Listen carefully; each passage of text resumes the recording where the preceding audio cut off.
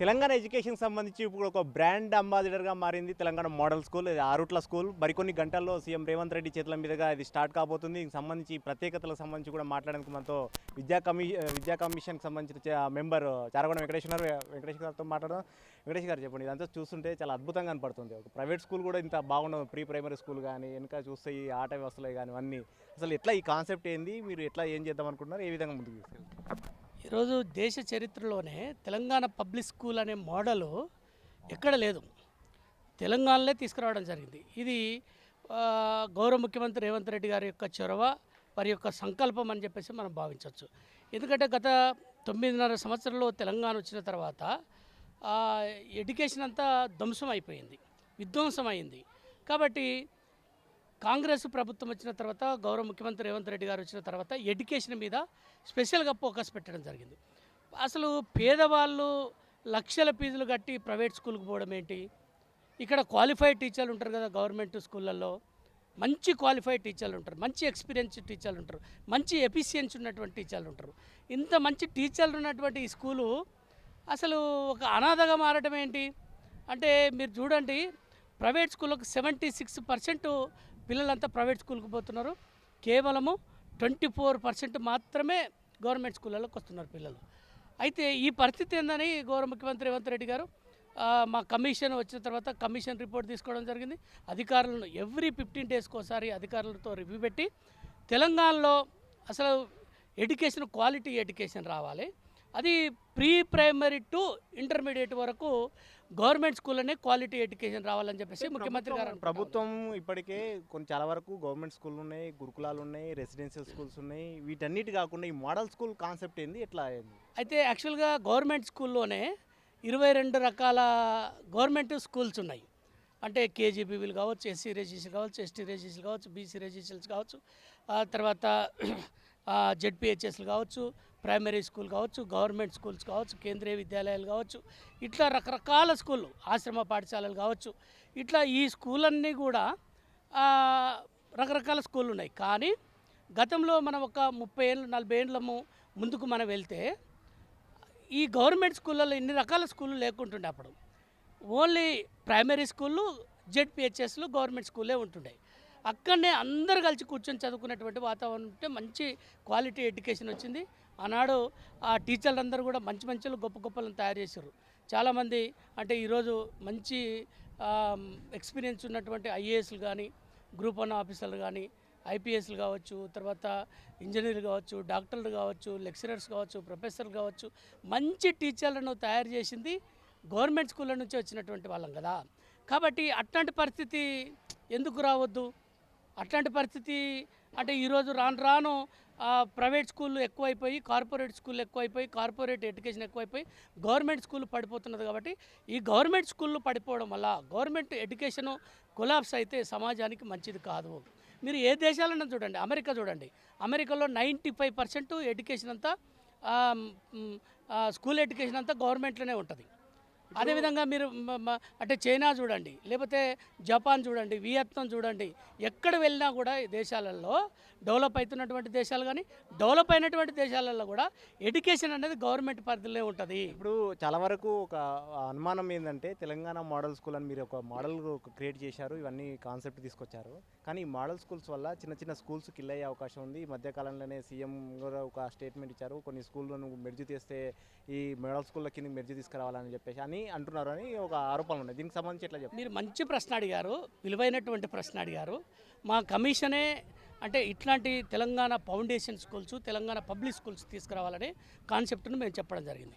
ముఖ్యమంత్రి గారు కూడా దాన్ని చాలా మంచిగా ఇది కాన్సెప్ట్ బాగుంది, నిజంగా దీన్ని ఇంప్లిమెంటేషన్ చేద్దామని చెప్పారు. అది ఏంటి కాన్సెప్ట్ అంటే, ఈరోజు సింగిల్ టీచర్ ఉన్నటువంటి స్కూల్, మల్టీ గ్రేడింగ్ టీచింగ్ ఉన్నటువంటి స్కూల్స్ చాలా ఉన్నాయి. ఆ స్కూళ్ళన్నిటినీ ఈరోజు ఒక తండాలో ఒక టీచర్ ఉంటాడు, 1 to 5th క్లాస్ వరకు ఒకటే టీచర్ చెప్పాలి, అన్ని సబ్జెక్టులు చెప్పాలి. అయితే అట్లా ఆ తండాలో, ఆ గూడెంలో, లేకపోతే మామూలు పల్లెటూళ్ళల్లో, మారుమూల ప్రాంతాలలో ఈ సింగిల్ టీచర్ కాన్సెప్ట్ అనేది ఉంది. ఇట్లా ఉండడం మూలంగా ఏమవుతుంది అని అంటే ఆ సింగిల్ టీచరు సరిగా ఆ పిల్లలకు చెప్పలేకపోతా ఉన్నాడు. అంటే ఆ 5 క్లాసులకు అన్ని సబ్జెక్టులు ఆ సింగిల్ టీచర్ చెప్పాలంటే అది సాధ్యమైనటువంటి పని కాదు. కాబట్టి మండలానికి అంటే నర్సరీ టు 5th క్లాస్ వరకు, నర్సరీ టు ఇంటర్మీడియట్ వరకు పెద్ద స్కూళ్ళు, అంటే స్కూల్ అంటే ఎంత సైజు ఉండాలి, పిల్లలు ఎంత ఉండాలి అంటే కనీసం 1500 నుంచి 1000 నుంచి 1500 అయితే ఉండాలి. ఇప్పుడు చిన్నప్పుడు మనం చదువుకున్నప్పుడు స్కూల్ కలకలలాడేది జెడ్పిహెచ్ఎస్ మనం చదువుకున్నప్పుడు. అప్పుడు ఎంతమంది ఉండేది, 600 నుంచి 700, 800, 1000 ఉన్న స్కూల్స్ కూడా అప్పుడు ఉండే. కాబట్టి ఇప్పుడు అట్లా ఉండడం మూలంగా ఎడ్యుకేషన్ క్వాలిటీ రావట్లేదు. ఇప్పుడు మీరు అందుకోసం ముఖ్యమంత్రి గారు కూడా ఏం చెప్పారంటే చాలా తెలంగాణ సమాజానికి విజ్ఞప్తి చేస్తూ ఉన్నాం. ఎడ్యుకేషన్ కమిషన్ నుంచి ఏం విజ్ఞప్తి చేస్తూ ఉన్నాం అంటే ముఖ్యమంత్రి గారు ఆలోచన ఏంటంటే మంచి క్వాలిటీ ఎడ్యుకేషన్ రావాలి అని అంటే ఇప్పుడు ఆ గూడాలలో ఉన్నటువంటి సింగిల్ టీచరు మల్టీగ్రేడింగ్ టీచింగ్ పోవాలంటే ఖచ్చితంగా ఆ 5 గ్రామాలకు సంబంధించి ఒక మండలంలో 5 గ్రామాలు సింగిల్ టీచర్ ఉన్నటువంటి గ్రామాలు ఉంటే ఆ గ్రామాలన్నింటిని ఒక దగ్గరకు ఆ స్కూల్ను ఒక దగ్గరకు తీసుకొచ్చి ఆ స్కూల్ అక్కడే ఉంటాయి. కానీ ఇక్కడ ఒక తెలంగాణ ఫౌండేషన్ స్కూల్ అనేది తెలంగాణ పబ్లిక్ స్కూల్ అనే పెట్టి ఆ పిల్లలందరూ ఇక్కడికి తీసుకొచ్చి ఆ టీచర్లందరూ ఇక్కడ తీసుకొచ్చి పెడితే బ్రహ్మాండంగా ఆ స్కూల్ డెవలప్ అవుతుంది కదా, మంచి ఫెసిలిటీస్ తోటి. ఇప్పుడు ఈ స్కూళ్ళకి సంబంధించి మీరు పేరెంట్స్ తోటి కమిటీలు ఏర్పాటు చేస్తూ ఉంటున్నారు. అట్లా ఈ కమిటీలను ఏర్పాటు విధానం ఎట్లా ఉంటుంది, మొత్తం మెయింటెనెన్స్ అంతా వాళ్ళ పరిధిలో ఉంటుంది, ఎట్లా ఏ విధానం ఎట్లా చేశారు? అయితే ఈ పైలట్ ప్రాజెక్ట్ కింద ఇచ్చినటువంటి తెలంగాణ పబ్లిక్ స్కూళ్ళు 4 పబ్లిక్ స్కూళ్ళు పైలట్ ప్రాజెక్ట్ కింద అంటే పేరెంట్స్ వాళ్ళే ఇక్కడ అంటే వర్క్ చేపిస్తారు. అంటే ఇప్పుడు ఎగ్జిస్టింగ్ స్కూల్సే కదా జెడ్పిహెచ్ఎస్లోనే తెలంగాణ పబ్లిక్ స్కూల్గా మారుస్తున్నాం.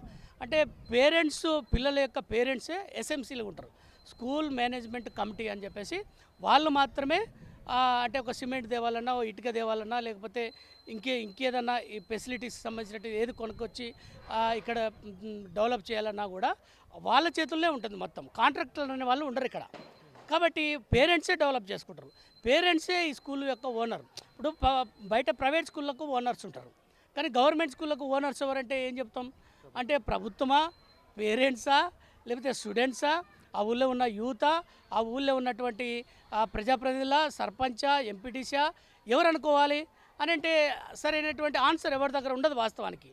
కానీ ఈరోజు అంటే ఆ ఊళ్ళో ఆ స్కూల్ ఉంటే ఆ స్కూల్లో చదువుతున్నటువంటి పిల్లల యొక్క పేరెంట్సే దీని యొక్క ఓనర్సు, ఈ స్కూల్ మాది అని ఓన్ చేసుకోవడానికి ఆ స్కూల్ మేనేజ్మెంట్ కమిటీ ఎస్ఎంసీలను ఏర్పాటు చేసి ఈ యొక్క కాన్సెప్ట్ను డెవలప్ చేయడం జరిగింది. సార్ ఫైనల్గా చెప్పండి, మీరు విద్యా కమిషన్ కలలుగన్న మోడల్ స్కూల్ అందుబాటులోకి వచ్చింది, మరికొన్ని గంటల్లో సీఎం రేవంత్ రెడ్డి కూడా దీన్ని లాంచ్ చేయబోతున్నారు. ఎట్లా ఉంది, ఏ విధంగా హ్యాపీగా ఫీల్ అవుతుంది? అసలు దేశంలో ఎక్కడ లేని విధంగా నేను మొదట్లోనే చెప్పాను కదా, ప్రపంచంలోనే నాకు తెలిసి చాలా అంటే ఇక్కడ ఉన్నటువంటి పేరెంట్స్ కావచ్చు, మా విద్యా కమిషన్ కావచ్చు, తర్వాత ఇక్కడ ఉన్నటువంటి ఉపాధ్యాయులు కావచ్చు, అందరూ కూడా చాలా సంతోషపడతా ఉన్నారు. ఎందుకంటే ఇట్లాంటి మోడల్ రావడం వల్ల, ఇట్లాంటి కాన్సెప్ట్ రావడం వల్ల అంటే పేదవారి బర్డెన్ తగ్గుతుంది.